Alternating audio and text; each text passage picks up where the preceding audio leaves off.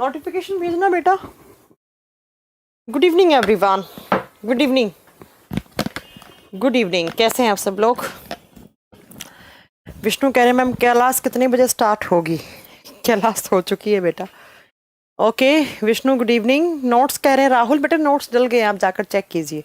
सूरज good morning, आपका good morning. चलो चलिए फटाक से लाइव आइए, आपके पास नोटिफिकेशन भी जा रहा है टाइम्स कोचिंग की तरफ से। मैं उम्मीद करती हूँ कि तुम लोगों के पास नोटिफिकेशन पहुंच रहा होगा। रीना मलिक आ चुकी हैं, विष्णु आ चुके हैं, अखिलेश आ चुके हैं, विशाल, मोहम्मद यूसुफ, साबिर खान।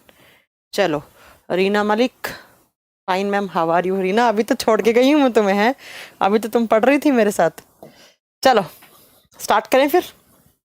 सुनो, लास्ट क्लास में हमने metal non metal chapter complete कर लिया था।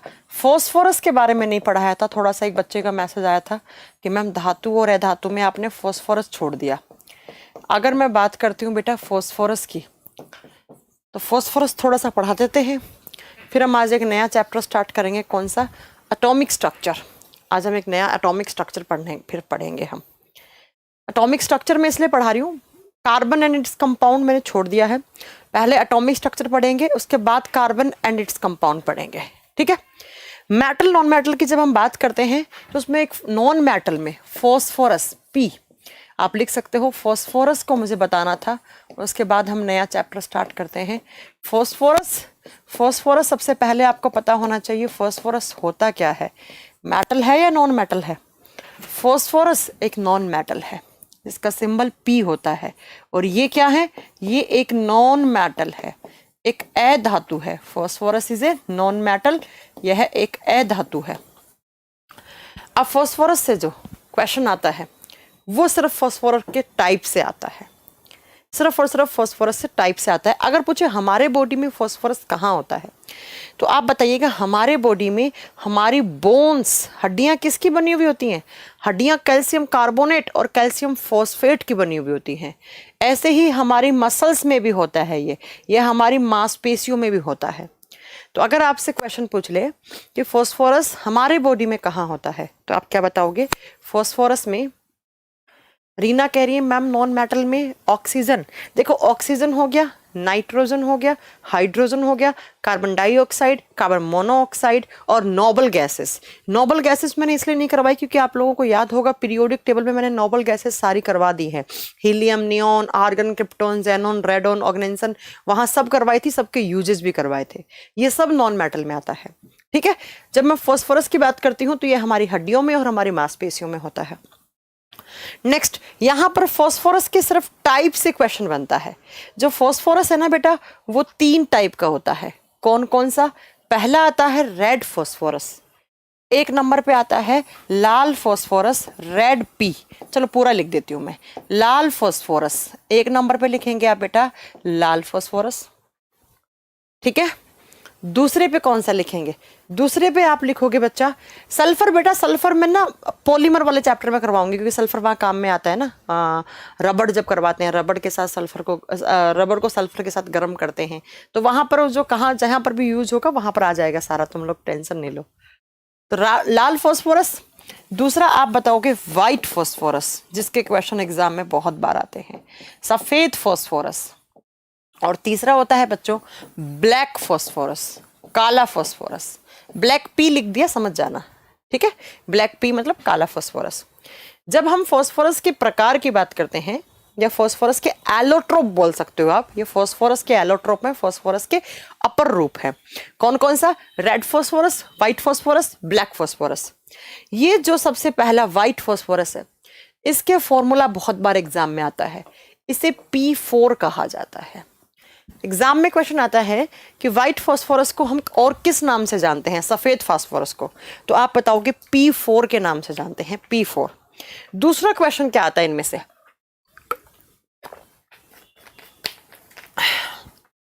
दूसरा क्वेश्चन आता है कि इन तीनों प्रकार में से कौन सा फॉस्फोरस है जो ज्यादा रिएक्टिव है और कौन सा कम रिएक्टिव है। अगर मैं बात करती हूं तो ये जो व्हाइट फॉस्फोरस है, इट इज मोर रिएक्टिव, यह सबसे ज्यादा क्रियाशील है। अगर पूछे कौन सा फास्फोरस सबसे अधिक क्रियाशील है, तो सबसे अधिक क्रियाशील कौन सा फास्फोरस है, आप बताओगे। सबसे ज्यादा क्रियाशील होता है, सबसे अधिक क्रियाशील फास्फोरस कौन सा है, व्हाइट फास्फोरस। सफेद फास्फोरस सबसे ज्यादा रिएक्टिव है। इनफैक्ट ये इतना रिएक्टिव है कि ये कहाँ काम आता है, ये एक्सप्लोजिव्स बनाने में काम आता है। एक्सप्लोजिव्स बोले तो विस्फोटक बनाने में काम आता है। जहां पर विस्फोटक पदार्थ बनाते हैं वहां पर एक्सप्लोजिव्स बनाने की कैटेगरी में ये काम में आता है। तो सबसे ज्यादा रिएक्टिव फास्फोरस आप क्या बताओगे, व्हाइट फास्फोरस, जिसे हम P4 भी बोलते हैं। अगर मैं बात करूं इसके अलावा व्हाइट फास्फोरस कहाँ काम आता है, बेटा ये काम आता है स्मोक बॉम्ब बनाने में। स्मोक बॉम्ब, ये क्वेश्चन बहुत बार एग्जाम में आता है। धुएं वाले बम, ये बम कहाँ काम आते हैं, ये बॉम्ब ये काम आते हैं मूवीज में। आपने देखा होगा एक मूवी चल रही है, उसमें हीरो की एंट्री हो रही है, बहुत सारा धुआं आ रहा है और उसके बीच में से हीरो निकल के आ रहा है। तो या तो मूवीज में एग्जाम में क्वेश्चन आता है कि मूवी में जो धूम्रपट है, धूम्रपट ऐसी कुछ हिंदी में लैंग्वेज लिखी हुई आती है, इंग्लिश में यही आएगा स्मोक बॉम्ब या स्मोक सीन। तो अगर आपसे एग्जाम में पूछ ले कि मूवीज में जो धूम्रपट या जो स्मोक का सीन बनता है वो हम किससे बनाते हैं, तो आप क्या बनाओगे, बताओगे वो व्हाइट फास्फोरस से बनाया जाता है। इसके अलावा मैं बताती हूँ कहाँ काम आता है, हमारे बॉर्डर पे जवान जो होते हैं, हमारे सोल्जर्स जो होते हैं, वो काम में लेते हैं इसे। क्या, मान लो कोई आतंकवादी घुस के आ गया है, हमारे बॉर्डर से आ रहा है, ठीक है, तो क्या करता है, आतंकवादी घुस के आ रहा है तो उस आतंकवादी की जो विजिबिलिटी है उसको लो करने के लिए वहां पे स्मोक बॉम्ब छोड़ दिए जाते हैं। तो उसकी आंखों में ईचिंग सी होती है, उससे कुछ दिखता नहीं है और उस पर आप अटैक कर सकते हो, उसे पकड़ सकते हो। तो याद रखिएगा कि बॉर्डर्स पे या इसके अलावा हम बात करते हैं मूवीज में जो स्मोक सीन है, धूम्रपट जो सीन है, वो बनाने के लिए व्हाइट फास्फोरस काम में लिया जाता है। ये हार्मफुल भी है, ये एक्सप्लोजिव है और सबसे ज्यादा रिएक्टिव यही फास्फोरस है। अब मैं अगर बात करती हूँ काले फास्फोरस की, बेटा ये लेस रिएक्टिव है, सबसे कम रिएक्टिव है, लेस रिएक्टिव, सबसे कम क्रियाशील है, इन तीनों में देखेंगे तो सबसे कम रिएक्टिव कौन सा होगा, ब्लैक फास्फोरस होगा।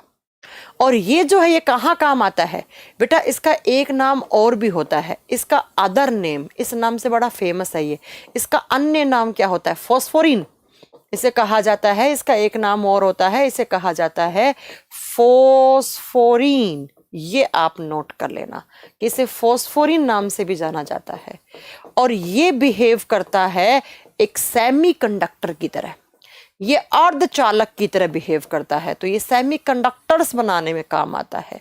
क्या करने में, अर्धचालक बनाने में। जैसे ग्रेफाइट काम में लेते हैं ना, वैसे ही बेटा फास्फोरस का जो काला फास्फोरस है जो सबसे कम क्रियाशील होता है, वो सेमीकंडक्टर्स बनाने में काम आता है। मैम अगर स्मोक सीन में से जिंक और फास्फोरस दोनों आ जाए तो बेटा फास्फोरस को प्रायोरिटी देंगे माधव, ठीक है। अखिलेश कह रहे मैम आंसू गैस में क्या होता है, बेटा अश्रु गैस मैंने नहीं बताई आपको, अभी बताते हैं, रुको, टीयर गैस बताएंगे आपको कौन कौन सी होती है। पहले ये सुनो, पहले फास्फोरस कंप्लीट कर ले। अब बात करते हैं लाल फास्फोरस की। ये कहाँ काम आता है, ये आता है बेटा माचिस की तिल्ली बनाने में। मैचस्टिक देखिए, माचिस की तिल्ली, माचिस की तिल्ली ऐसे, ये जो रेड वाला जो एरिया है इसमें तो होता है लाल फास्फोरस, और माचिस की तिल्ली में सबसे एंड में यहां पर बेटा लगा हुआ होता है लेड का चूर्ण, लेड का पाउडर।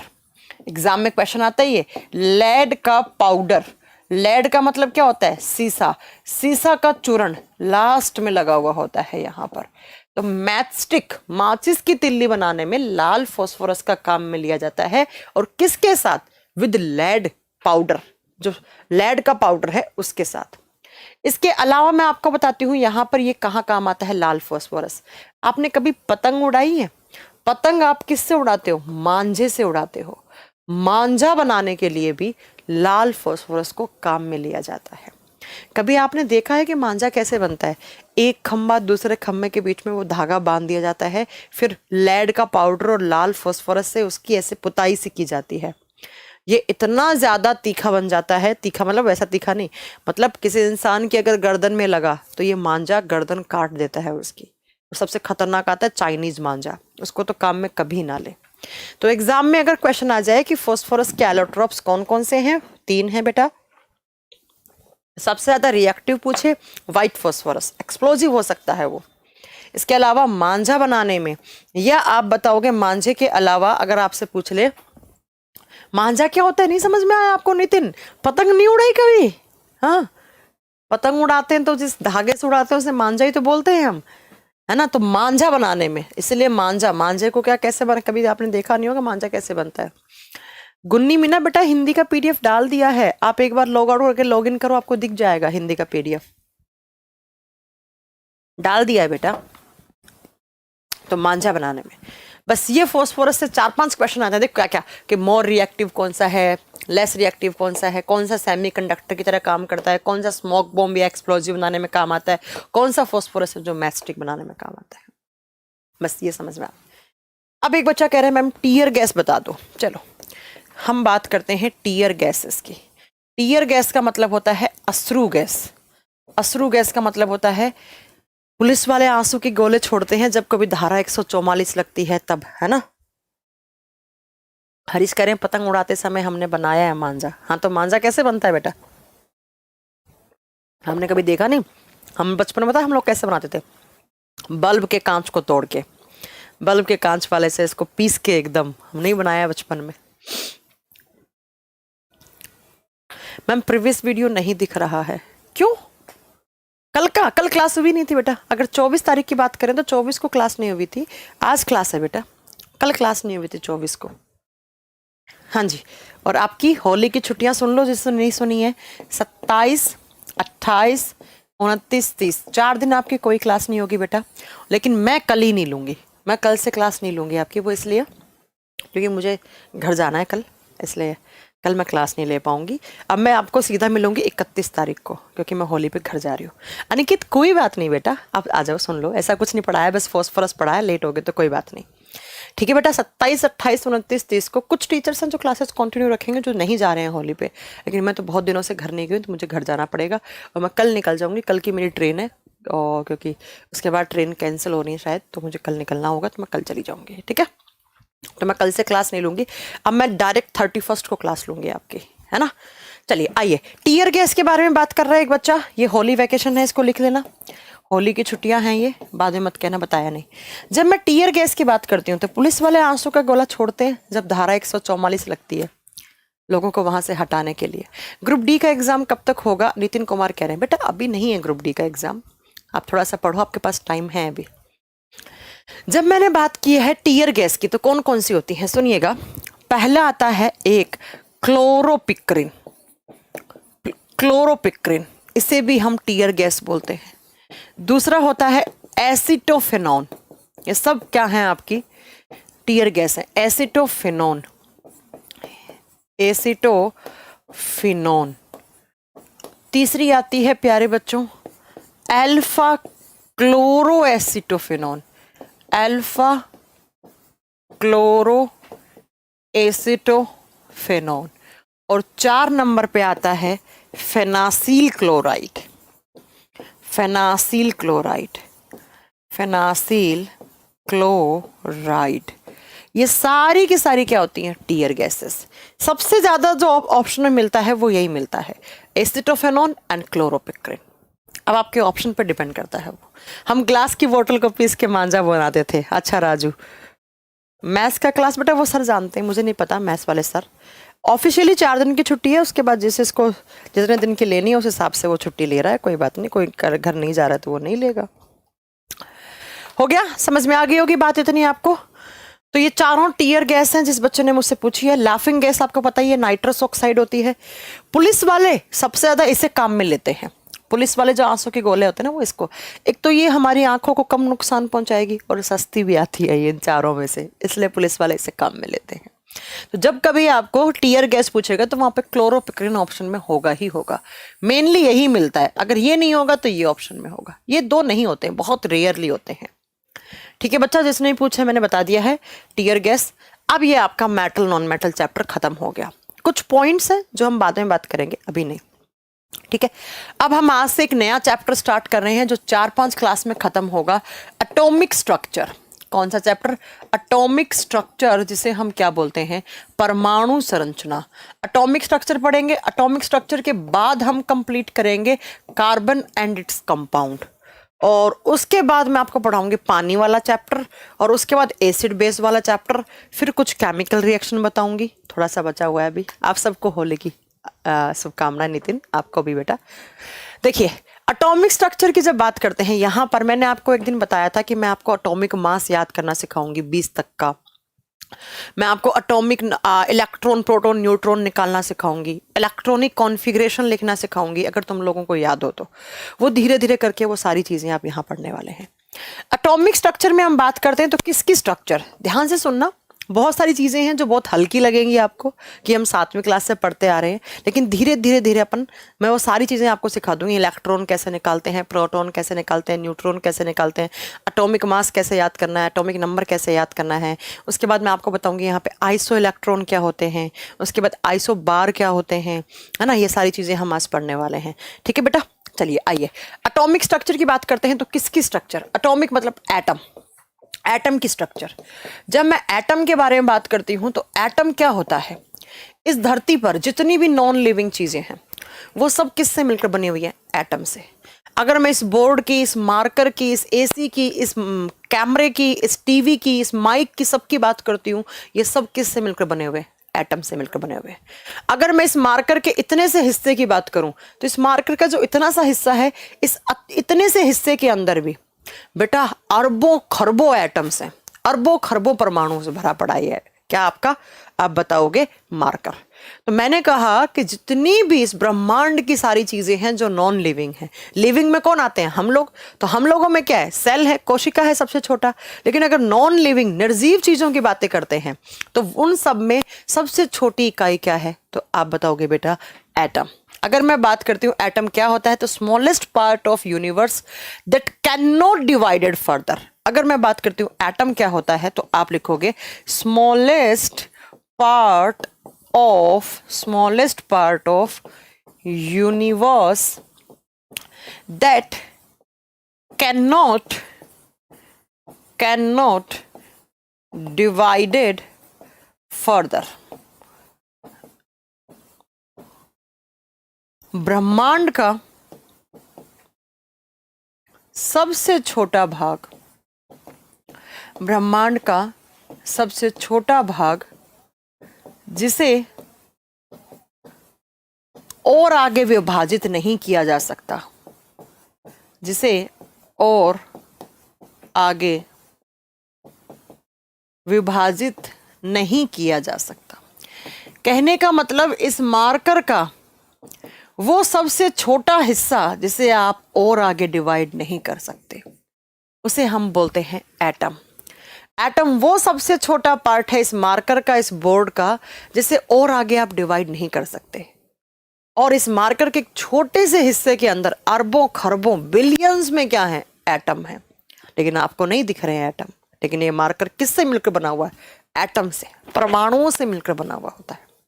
अब मैं बात करती हूं कि एटम के अंदर क्या होता है। अगर मैं बात करूं, एटम क्या हो गया? वो सबसे छोटा पार्टिकल जिसे आगे आप डिवाइड कर ही नहीं पाओगे, इससे ज्यादा आप डिवाइड कर ही नहीं सकते उसे। तो वो सबसे छोटा कण, सबसे छोटा हिस्सा जिसे आगे आप डिवाइड ही नहीं कर पाओ इस मार्कर का, उसे मैंने एटम बोला।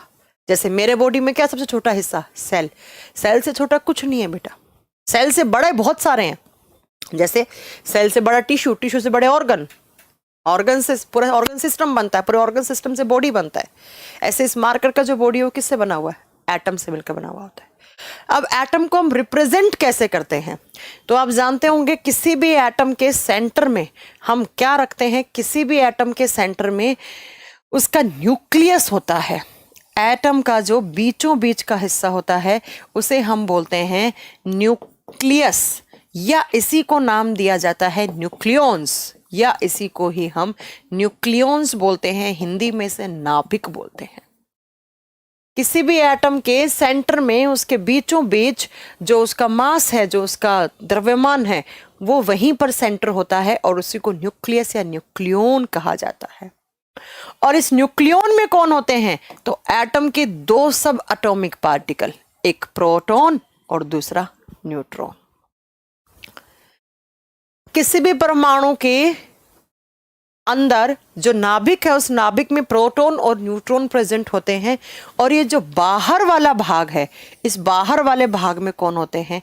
आप बताओगे। इस बाहर वाले को, इसे जो गोल सा रास्ता बनाया है मैंने, सर्कुलर पाथ बनाया है, उसे हम बोलते हैं ऑर्बिट, उसे हम कक्ष बोलते हैं। और इन कक्षों में कौन होते हैं? इलेक्ट्रॉन होते हैं। कौन होते हैं? इलेक्ट्रॉन।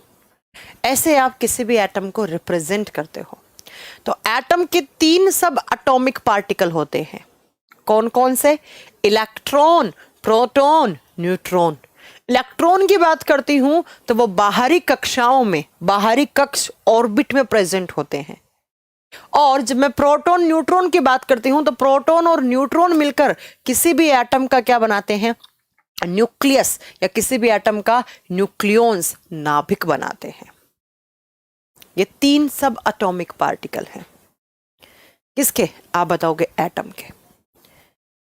अब मैं बात करती हूं कि ये जो न्यूक्लियस है, इस न्यूक्लियस के अंदर जो प्रोटॉन न्यूट्रॉन है, क्या प्रोटॉन और न्यूट्रॉन से भी छोटी कोई चीज हो सकती है? क्या प्रोटॉन और न्यूट्रॉन से भी कोई छोटी चीज हो सकती है?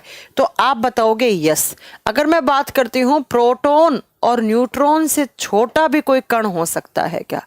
तो आप बताओगे प्रोटॉन और न्यूट्रॉन से जो छोटे पार्टिकल होते हैं उन्हें हम क्या बोलते हैं? ये एसएससी के एग्जाम में क्वेश्चन आया था। प्रोटॉन और न्यूट्रॉन से छोटा जो कण है, तो आप बताओगे उनसे भी छोटा पार्टिकल होता है, उसे हम क्वार्क बोलते हैं। क्या बोलते हैं? क्वार्क। क्वार्क बोलते हैं। क्या बोलते हैं हम? क्वार्क। किसी भी एटम के न्यूक्लियस में, नाभिक में जो प्रोटॉन और न्यूट्रॉन है, उस प्रोटॉन और न्यूट्रॉन से भी छोटे पार्टिकल सस्टेन करते हैं, और उन छोटे पार्टिकल्स को हम बोलते हैं क्वार्क। और ये जो क्वार्क है, इसके बारे में सबसे पहले इसकी खोज किसने की, ये भी एग्जाम में आता है कि खोज किसने की क्वार्क्स के बारे में। आप बताओगे जेलमैन नाम के साइंटिस्ट ने। कौन से साइंटिस्ट ने? जेलमैन नाम के साइंटिस्ट ने। बेटा पॉजिट्रॉन नहीं होता है Aniket, positron is the opposite of electron. वो इलेक्ट्रॉन है जिसपे पॉजिटिव चार्ज होता है, उसे पॉजिट्रॉन कहते हैं। ठीक है, तो इलेक्ट्रॉन का अपोजिट पॉजिट्रॉन होता है अनिकेत। जबकि हम बात करते हैं क्वार्क क्या होता है? प्रोटॉन न्यूट्रॉन से भी छोटे पार्टिकल होते हैं जिन्हें हम क्वार्क बोलते हैं। या मैं बोलूं कि इन क्वार्क के जुड़ने से ही, क्वार्क के जुड़ने से प्रोटॉन न्यूट्रॉन बनते हैं। क्वार्क के जुड़ने से प्रोटॉन और न्यूट्रॉन का निर्माण होता है। तो अगर एग्जाम में क्वेश्चन पूछ ले आपसे कि कौन से पार्टिकल के जुड़ने से प्रोटॉन और न्यूट्रॉन बनते हैं, आप क्या बताओगे? क्वार्क के जुड़ने से प्रोटॉन और न्यूट्रॉन बनते हैं। और क्वार्क क्या होता है? वो छोटे छोटे पार्टिकल्स जो आपस में जुड़ के प्रोटॉन और न्यूट्रॉन बनाते हैं। जब मैं क्वार्क की बात करती हूँ तो क्वार्क दो होते हैं, एक होता है अप क्वार्क, यहां से क्वेश्चन आता है एग्जाम में। हरीश अभी पढ़ लो, सब समझ में आएगा आपको आगे। जब मैं क्वार्क की बात करती हूं तो क्वार्क के ऊपर दो टाइप के क्वार्क होते हैं बेटा। एक होता है अप क्वार्क, हिंदी में कोई नाम नहीं है, अप क्वार्क। और एक होता है डाउन क्वार्क। क्या होता है? Down quark. तो एटम के अंदर जो सब एटॉमिक पार्टिकल्स होते हैं उनसे भी छोटे पार्टिकल्स एग्जिस्ट करते हैं। ये बात बताई आपके जेलमैन ने। और जेलमैन ने उन सब छोटे सब एटॉमिक पार्टिकल से भी छोटे पार्टिकल्स का नाम क्या दिया? क्वार्क। और जेलमैन ने कहा कि जो क्वार्क हैं उनके जुड़ने से प्रोटॉन न्यूट्रॉन कहे तो सब एटॉमिक पार्टिकल्स बनते हैं। क्वार्क दो टाइप का होता है, एक होता है अप क्वार्क, एक होता है डाउन क्वार्क। अब जब मैं अप क्वार्क और डाउन क्वार्क के चार्ज की बात करती हूं तो अप क्वार्क होता है +2/3। इसकी वैल्यू पूछ ले तो +2/3, ये सब आपने फिजिक्स में पढ़ रखा होगा। और डाउन क्वार्क होता है -1/3। जब ये अप क्वार्क और डाउन क्वार्क जुड़ते हैं तभी प्रोटॉन, न्यूट्रॉन, इलेक्ट्रॉन ये सब बनते हैं बेटा। तभी क्या बनते हैं? प्रोटॉन, इलेक्ट्रॉन, न्यूट्रॉन बनते हैं। जैसे अगर मैं बात करूं तो आप इलेक्ट्रॉन को कैसे रिप्रेजेंट करते हो? -1 इलेक्ट्रॉन 0। तो ऐसा कहा जाता है कि जब दो अप क्वार्क एक डाउन क्वार्क जुड़ेगा तब जाकर एक क्या बनेगा? आपका इलेक्ट्रॉन बनेगा। ऐसे ही बेटा आपके ये जब क्वार्क होते हैं, ये इतने छोटे पार्टिकल्स होते हैं, जब ये जुड़ेंगे तो प्रोटॉन न्यूट्रॉन जैसे भी सब एटॉमिक पार्टिकल्स बनेंगे।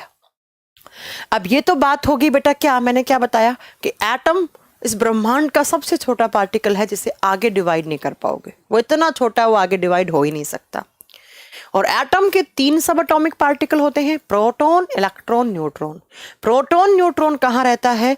आप बताओगे बेटा प्रोटॉन और न्यूट्रॉन कहाँ पे रहते हैं? आप बताओगे वो न्यूक्लियस में या न्यूक्लियॉन्स में। और इलेक्ट्रॉन बाहरी ऑर्बिट में रहते हैं, कक्षाओं में चक्कर काटते रहते हैं। क्यों चक्कर काटते हैं आगे बात करेंगे हम इसी चैप्टर में। और प्रोटॉन न्यूट्रॉन ये जो सब एटॉमिक पार्टिकल्स हैं, इनसे भी छोटे पार्टिकल्स एग्जिस्ट कर सकते हैं। ये बात किसने बताई? जेलमैन ने। और इन पार्टिकल्स को हम क्या बोलते हैं? क्वार्क। जब क्वार्क्स जुड़ते हैं तब जाकर आपके सब एटॉमिक पार्टिकल्स का फॉर्मेशन होता है। क्वार्क 2 होते हैं, एक अप क्वार्क, एक डाउन क्वार्क। ठीक है, अब मैं बात करती हूं, क्या यहां से 2 क्वेश्चन और आते हैं एग्जाम में कि ये जो एटम है, अगर मैं बात करूं मैम न्यूक्लियस की खोज किसने की? अच्छा अभी बताते हैं बेटा, सुनो। अगर आपसे पूछे कि न्यूक्लियस की, नाभिक की डिस्कवरी कब हुई, किसने की, तो नाभिक की खोज की बात करते हैं तो न्यूक्लियस की डिस्कवरी की थी रदरफोर्ड ने। किसने की थी? रदरफोर्ड जी ने। बहुत काम किया रदरफोर्ड ने केमिस्ट्री में।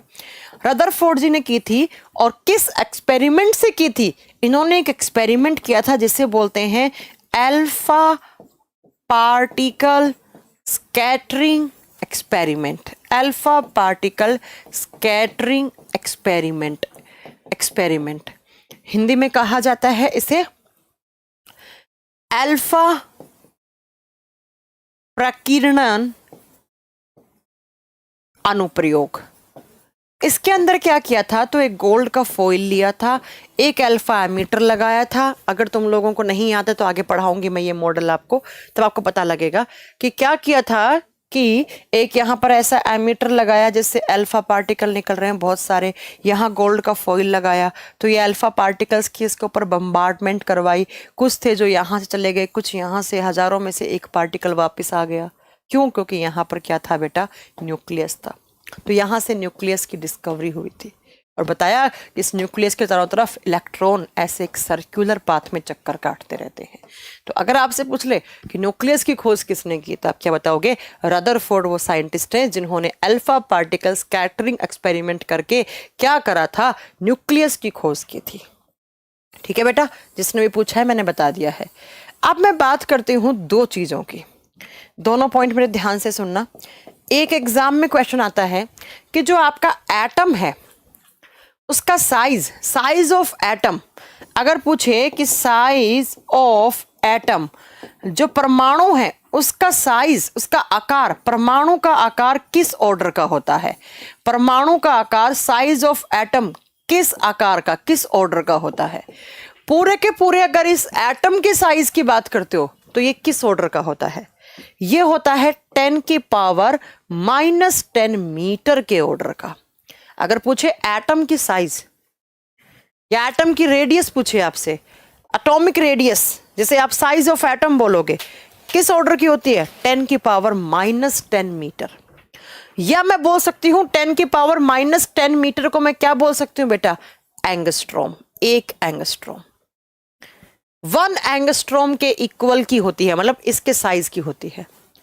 अगर मैं बात करती हूं इस एटम के अंदर जो न्यूक्लियस है, इस न्यूक्लियस की रेडियस या size of nucleus, size of nucleus, या मैं इसे क्या बोल सकती हूं? न्यूक्लियस के साइज को। आप बताओगे कि नाभिक का आकार किस ऑर्डर का होता है? तब आप बताओगे किस ऑर्डर का होता है ये? बिल्कुल सही बताया शैलेश कुमार आपने। 10⁻⁻15 मीटर के किस ऑर्डर की होती है? 10⁻⁻15 मीटर की। और 10⁻⁻15 को आप क्या बोल सकते हो? फर्मी। क्या बोल सकते हो? फर्मी। तो एग्जाम में क्वेश्चन क्या आता है? एक फर्मी या फर्मी बोल दो, 1 फर्मी, 1 फर्मी। अब आपसे क्वेश्चन क्या पूछा जाएगा क्वेश्चन पूछा जाएगा कि जो साइज ऑफ एटम है वो उसकी एसआई यूनिट क्या है। हाँ, फर्मी बिल्कुल सही बोला आपने।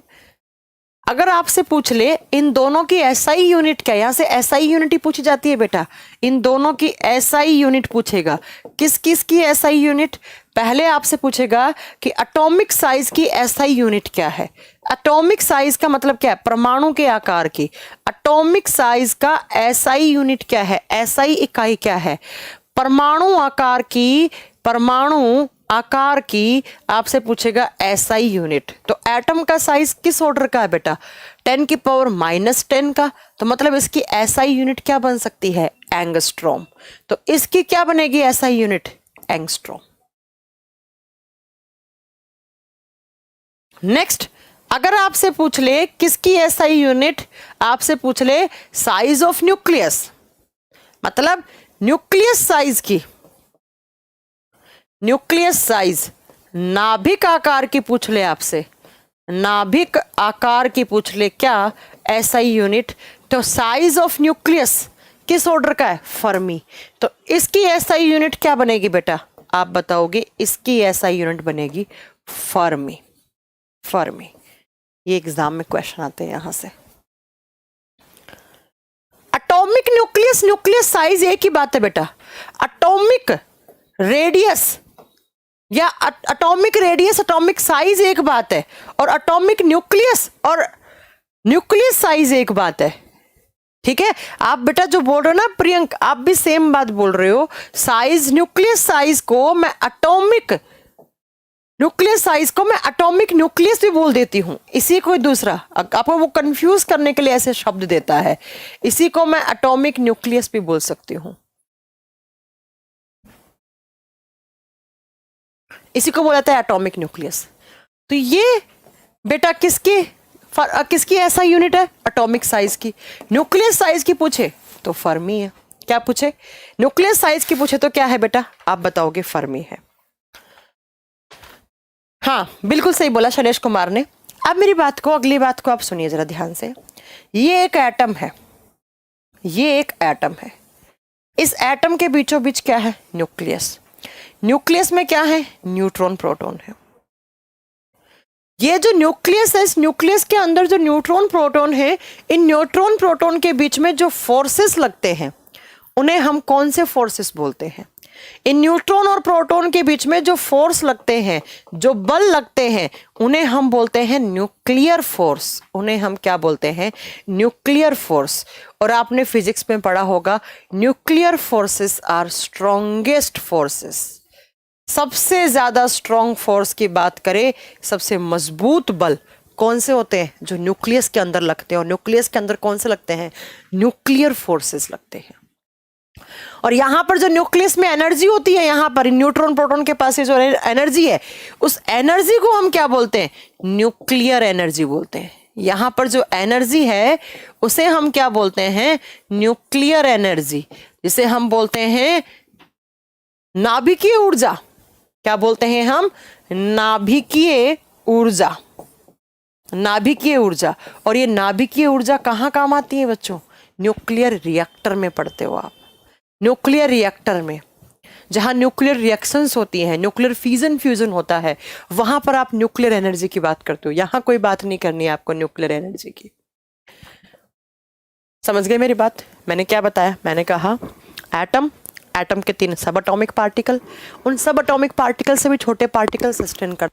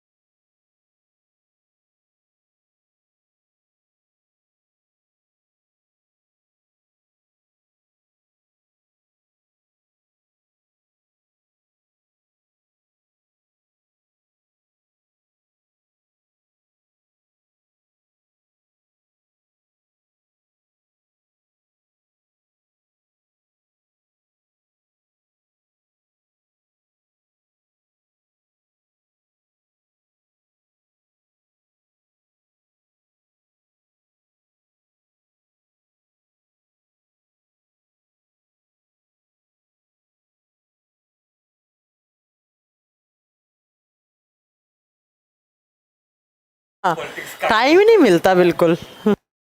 अब आ रही होगी साउंड आपको, अब साउंड आ रही होगी मुझे लगता है, कोई बात नहीं, बीच में चली गई थी, वो बैटरी चेंज करवा ली मैंने। चलो मैं वापस रिपीट करती हूँ, मैंने क्या पढ़ाया। मैंने कहा कि किसी भी एटम के न्यूक्लियस में जो फोर्सेस लगते हैं उन्हें न्यूक्लियर फोर्स बोलते हैं, and nuclear force strongest forces होते हैं। उसके अलावा मैंने बोला आपको क्या कि न्यूक्लियस के अंदर जो एनर्जी होती है उसे हम न्यूक्लियर एनर्जी बोलते हैं। कोई बात नहीं, अब आ गई साउंड, कब से लगे हो तुम साउंड, इतनी बात आपको समझ में आ गई। नेक्स्ट पॉइंट सुनो मेरी बात। अभी मैंने थोड़ी देर पहले आपको यह बताया कि कोई भी एटम है उसके सेंटर में न्यूक्लियस है, इस न्यूक्लियस के चारों तरफ इलेक्ट्रॉन जो होते हैं वो कहाँ प्रेजेंट होते हैं, ऑर्बिट्स के अंदर, और ये ऑर्बिट्स होते हैं, इनके नाम होते हैं बेटा।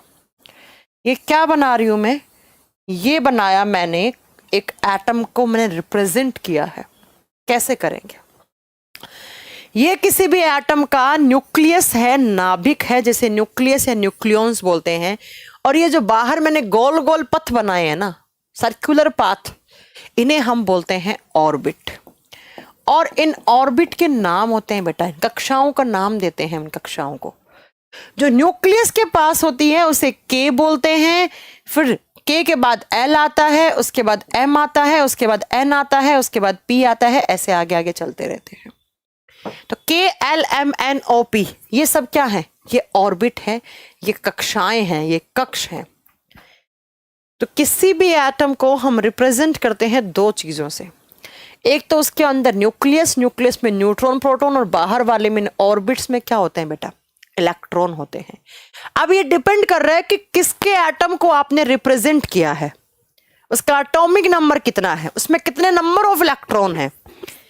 जैसे जैसे नंबर ऑफ इलेक्ट्रॉन बढ़ते जाएंगे वैसे वैसे ऑर्बिट्स की संख्या बढ़ती जाएगी। K L M N O P, जो न्यूक्लियस के पास होती है उसे के बोलते हैं बेटा, उसके बाद एल, उसके बाद एम, उसके बाद एन, ऐसे आपके आगे आगे ऑर्बिट्स चलती रहती हैं, कक्ष चलते रहते हैं। अब इन ऑर्बिट्स में क्या है, इन ऑर्बिट्स में इलेक्ट्रॉन है बेटा, इनमें क्या है, इलेक्ट्रॉन। लेकिन मैम इलेक्ट्रॉन की संख्या कैसे डिसाइड होती है इसके अंदर, मतलब किसी भी ऑर्बिट में मैक्सिमम इलेक्ट्रॉन कितने हो सकते हैं, किसी भी ऑर्बिट में maximum number of electron in an orbit, इसके लिए एक फॉर्मूला दिया गया है। आप लिखेंगे मैक्सिमम नंबर, अगर आपको मैक्सिमम नंबर देखने हैं यहां पर कि के में कितने हो सकते हैं मैक्सिमम इलेक्ट्रॉन, एन में कितने हो सकते हैं, तो इसके लिए फॉर्मूला है maximum number of electron in an orbit. किसी भी कक्ष में अधिकतम इलेक्ट्रॉनों की संख्या ज्ञात करने के लिए, किसी भी कक्ष में अधिकतम इलेक्ट्रॉन की संख्या आप किस फॉर्मूले से ज्ञात करते हो, इसके लिए एक फॉर्मूला है बेटा, कौन सा, 2n²। इस फॉर्मूले से आप किसी भी ऑर्बिट के अंदर मैक्सिमम इलेक्ट्रॉन कितने हैं उसको आप तुरंत निकाल लोगे। अब यहां पर ये n क्या है, n किसको रिप्रेजेंट कर रहा है, नंबर ऑफ ऑर्बिट। इस फॉर्मूले में ये जो n है, ये n किसको रिप्रेजेंट कर रहा है, आप बताओगे n is equal to number of orbit. किस नंबर का ऑर्बिट है, नंबर ऑफ ऑर्बिट। जैसे बेटा n क्या बता रहा है, कक्षक की संख्या, कक्षकों की संख्या। जैसे अगर k है तो k एक नंबर वाला है, तो k के लिए n का वैल्यू क्या होगा बेटा, 1, l के लिए कितना होगा 2, m के लिए कितना होगा 3, n के लिए कितना होगा 4, o के लिए कितना होगा 5। तो ऐसे ऐसे आप इलेक्ट्रॉनों की संख्या निकाल सकते हैं।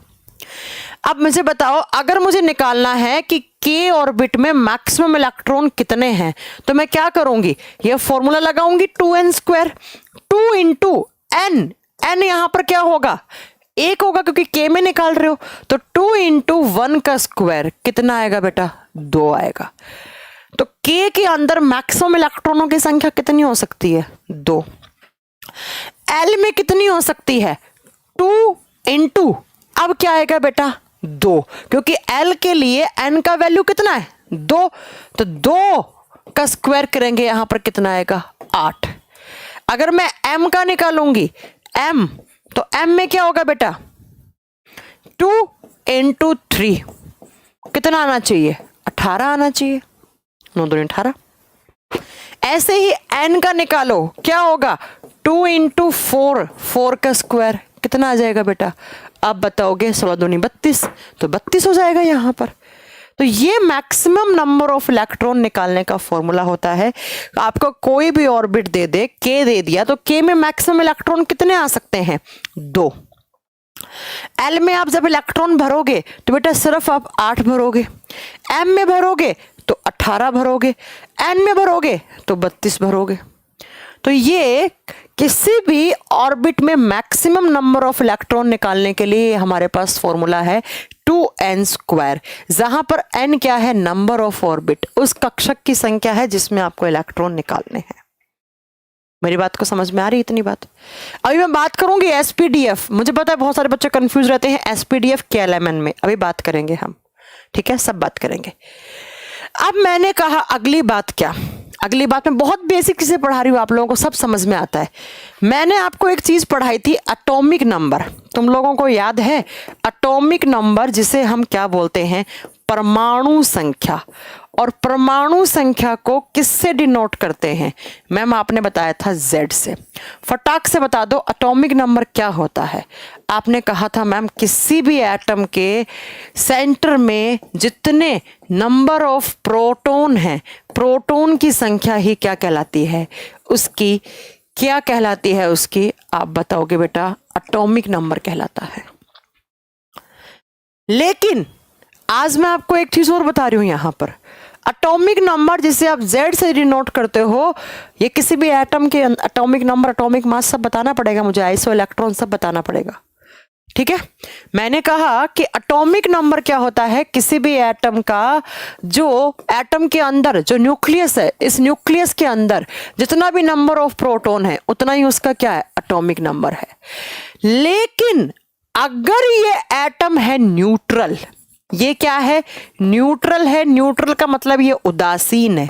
उदासीन का मतलब है इसके ऊपर कोई चार्ज नहीं है, ना पॉजिटिव है ना क्या है, नेगेटिव है, कोई चार्ज नहीं। जैसे मैंने सोडियम बोला, Na लिखा, मैंने ना पॉजिटिव लिखा ना नेगेटिव लिखा। तो किसी भी उदासीन परमाणु में बेटा याद रखना, जो एटॉमिक नंबर होता है वो इज इक्वल टू होता है नंबर ऑफ इलेक्ट्रॉन, इलेक्ट्रॉन की संख्या के बराबर, इलेक्ट्रॉन की संख्या के बराबर। मैंने कहा कि अगर कोई एटम न्यूट्रल है, उसके ऊपर कोई चार्ज नहीं है, कोई आवेश नहीं है, पॉजिटिव नेगेटिव, तो उस एटम का atomic number is equal to number of electron होगा। ये बात आपकी एनसीईआरटी में लिखी हुई है, यह बात आपकी एनसीईआरटी में लिखी हुई है। अब मैं आपको बताती हूँ कि कैसे ज्ञात करते हैं इलेक्ट्रॉन प्रोटॉन। अगर आपसे एग्जाम में दे दे तो आप कैसे आप उसे करोगे? जरा ध्यान से सुनना मैं क्या बता रही हूँ। प्रोटॉन और इलेक्ट्रॉन निकालना सिखा रही हूँ, न्यूट्रॉन बाद में निकालेंगे, ठीक है। प्रोटॉन इलेक्ट्रॉन निकालना सिखा रही हूँ सिर्फ। ये एक बच्चा हंस रहा है, क्यों हंस रहा है? ये नंबर से जो मैसेज कर रहा है। सुनना मेरी बात क्या, मान लो एक क्वेश्चन दे रही हूँ आपको, ऐसे एग्जाम में क्वेश्चन आते हैं। एक हो गया सोडियम Na के ऊपर कोई चार्ज नहीं है। एक मैंने दे दिया Na पॉजिटिव, एक दे दिया मैंने ऑक्सीजन 2-। ऑक्सीजन की स्टेट, ऑक्सीडेशन स्टेट 2- फॉर्म में हो सकती है, मैंने बताया था। और मैंने कहा कि ये क्वेश्चन है, इसके अंदर आपको न्यूट्रॉन और इलेक्ट्रॉन की संख्या ज्ञात करनी है। जरा बताओ कैसे करोगे? मैंने कहा ये क्वेश्चन है, इस क्वेश्चन के अंदर आपको क्या करना है? तो इलेक्ट्रॉन और, मैं न्यूट्रॉन की बात नहीं कर रही, न्यूट्रॉन बाद में याद करेंगे, इलेक्ट्रॉन और प्रोटॉन की संख्या। अब बेटा Na, सोडियम का एटॉमिक नंबर यहाँ पे गिवन होगा आपको, 11 नंबर पे होता है। ये सोडियम भी 11 पर है, ऑक्सीजन 8 नंबर पे होता है। ऐसे कंप्लीट तरीके से आपको क्वेश्चन देगा। अब आपको कैसे निकालना है? ये इसका एटॉमिक नंबर है, ये क्या है, किसी भी एटम के पैरों में, ये जो पैर है ना, यहाँ पे एटॉमिक नंबर होता है and atomic number is equal to number of proton. लेकिन अगर वो न्यूट्रल है तो atomic number is equal to number of electron भी हो सकता है।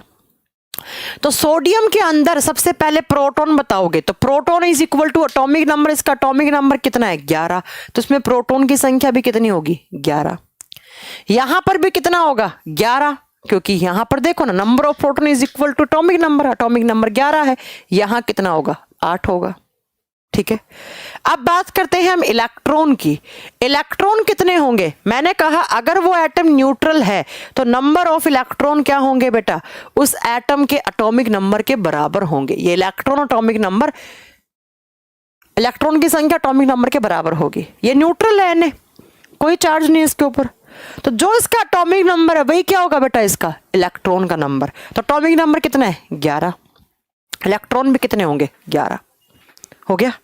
अब बात करते हैं Na+ में कैसे निकालेंगे, जहां चार्ज नहीं है जब तो एटॉमिक नंबर के बराबर हो जाएगा। लेकिन अगर चार्ज दिया हुआ तब आपको क्या करना है, तब बेटा आपको उसका एटॉमिक नंबर लिखना है, 11 दे रखा है, और जो चार्ज है यहां पॉजिटिव है इसका जस्ट रिवर्स कर दो, उसके चार्ज को पॉजिटिव है यहां पर नेगेटिव कर दो, रिवर्स करना है। अगर यहां पॉजिटिव होगा तो नेगेटिव हो जाएगा, नेगेटिव होगा तो पॉजिटिव हो जाएगा।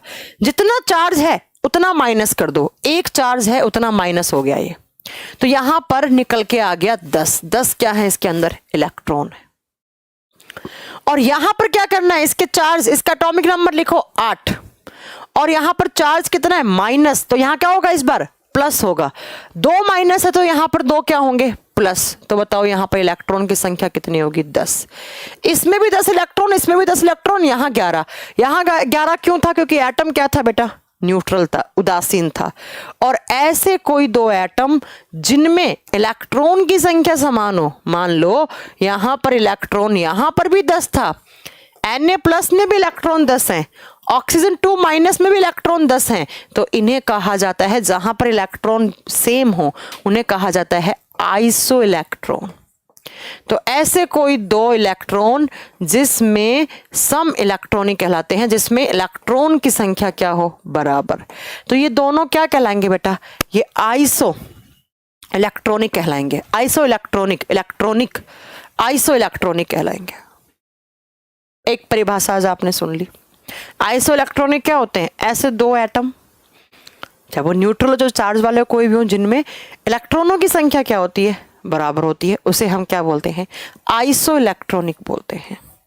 आप निकाल लोगे आप, चलो एक एग्जांपल दे रही हूं मैं आपको, जल्दी से निकाल के देना। आप मुझे निकाल के दो, किसका मैं आपको किससे निकलवाऊं, किसका एग्जांपल, कोई भी रैंडमली एग्जांपल ले लो आप। तुम लोग मुझे दो एल्यूमिनियम एटॉमिक नंबर 13,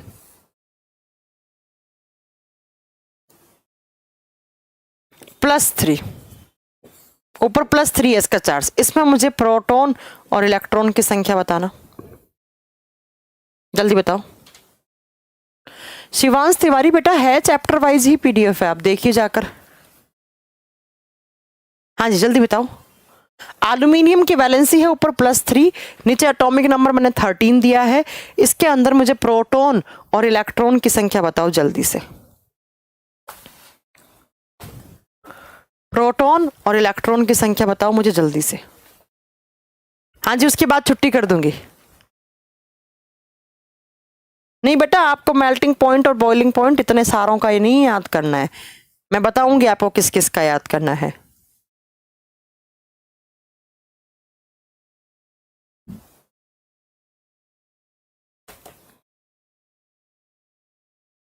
हाँ जी बताओ, प्रोटॉन कितने निकले, जल्दी बताओ, प्रोटॉन कितने आए, इलेक्ट्रॉन कितना आया। जब मैं बात करती हूँ एल्यूमिनियम 13, प्रोटॉन तो बेटा 13 हो जाएंगे। अब मुझे ये बताओ, बहुत बढ़िया 10 और 13, बहुत बढ़िया। इलेक्ट्रॉन निकालूंगी तो बताओ इलेक्ट्रॉन में क्या करूंगी, पहले 13 लिखूंगी, ऊपर कितना चार्ज है +3, -3 हो जाएगा, इलेक्ट्रॉन कितने आ जाएंगे 10 आ जाएंगे। निकाल दोगे, अगर ऐसे कभी क्वेश्चन आए तो निकाल दोगे ना ऐसे। मैंने सिर्फ अभी आपको इलेक्ट्रॉन प्रोटॉन निकालना सिखाया है, न्यूट्रॉन अगली क्लास में निकालना सिखाएंगे। ठीक है, अगली क्लास में हम पढ़ेंगे क्या, आइसोबार के बारे में बात करेंगे। और इसके अलावा हम बात करेंगे किसका, आइसोटोप तो बता दिया, आइसोबार के बारे में बात करेंगे। ठीक है, छुट्टी कब से कब तक है होली पर? बेटा अब मेरी नेक्स्ट क्लास 31 को ही होगी, 31 मार्च को होगी। छुट्टी आपकी 27 से लेकर 30 तक है, बार बार बता चुकी हूं, एक बार और सुन लो। ठीक है, चलिए, तो आप सबको होली की शुभकामनाएं, अच्छे से अपनी होली मनाएं और बढ़िया से अपना खुश रहें। मैं अब 31 मार्च को मिलूंगी आपको।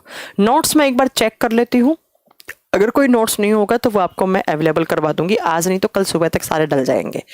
जितना मैंने मेटल नॉन मेटल वाले चैप्टर तक के नोट्स मैं आपको पूरा करवा दूंगी। आइसोटोन्स भी बताऊंगी हरीश, आइसोटोन्स भी बताऊंगी, आइसोबार भी बताऊंगी। तो मेटल नॉन मेटल के चैप्टर तक की मैं कंप्लीट पीडीएफ डलवा दूंगी एक साथ मर्ज करके, चिंता मत करो। और होली की छुट्टी हो चुकी है, मैंने बता दिया 27 से 30 तक है, लेकिन मैं तो कल से ही नहीं लूंगी क्लास। ठीक है, निपान बेटा, हाँ बायो की क्लास होगी। आप सबको Holi, happy Holi in advance, और बढ़िया से अपनी होली सेलिब्रेट करें। और प्लीज जानवरों वानवरों पे कलर और गुब्बारे ना मारें, क्योंकि जानवरों को इन्फेक्शन हो जाता है।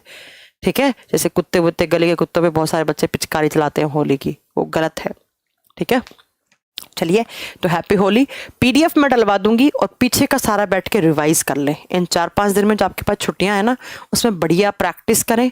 1-2 मैं प्रैक्टिस सीरीज भी डलवा रही हूँ आप लोगों के क्वेश्चंस की। ठीक है, चलो, thank you so much, happy Holi. आप सबको हैप्पी होली। अब मैं होली के बाद मिलूंगी 31 तारीख को।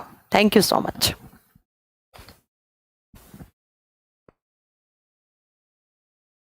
अच्छा, एक कह रहे हैं होली का गिफ्ट दे दो, आप मुझे दे दो होली का गिफ्ट, मैं आपको दे दूंगी। बेटा क्या है होली का गिफ्ट, बताओ क्या चाहिए तुम लोगों को, क्या गिफ्ट चाहिए तुम्हें होली पर है? एक कह रहा है होली का गिफ्ट दे दो, क्या गिफ्ट दे बताओ। चलो आखिर दूंगी, 31 तारीख को गिफ्ट दूंगी। ठीक है, अच्छे से रहिए, बढ़िया से अपने होली को मनाइए। Thank you so much.